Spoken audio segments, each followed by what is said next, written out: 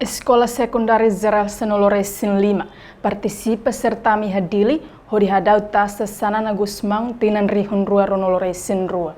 Certame taxa Sanana Gusmão rihun rua Ronoloresin rua realiza ia salão Escola Canossa Haslaran dili sexta-feira lorong hito fulang outubro tinang ne. Atividade idane realiza ia âmbito comemoração aniversário Sanana Gusmão badala hito nulo racing neng.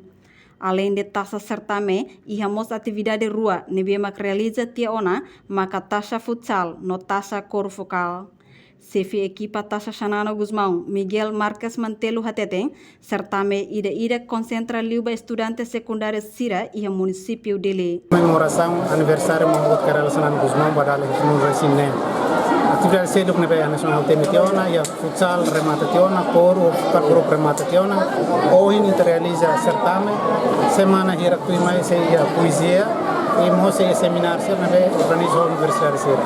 Agora, itnia concentração ba certame né, ba escola secundária geral sera e município dele. Nia dehang husi ensino secundário Ranulu Racing Rua e município dele, Escola Secundário Sanulu Racing 5 det mak resisto, composto husi escola público tolo no privado Sanulu Racing Rua. Ikus mai ia processo registração só escola Sanulu Racing 5 det mak mai registra.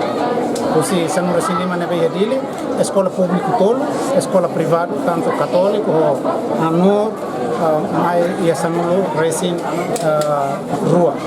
Então, tambah ia di Sanulu Racing 5 total escola serhedil, tambah nama ka laulara ia vontade karatuir equipa abonanamos simu laulara holo parte ia certame ida nebe realiza. Matéria ba certame composto husi ciência naturais, liu ba matemática, física, química no conhecimento geral. Husi certame ne se decide manang nain prêmio lugar no quarto lugar. Manang nain sira se simu primeiro osang husi dolar americano hito nulo racing 5 to atus tolo 5 nulo, taxa no certificado. Já foi em competição certame, ter plano semana ONC organiza mos competição, poesia no mos seminário. Abertura competição certame assistimos direita husi professores Sira, estudante no convidado Sira. Reportagem Prisca Sara Televisão Timor Post.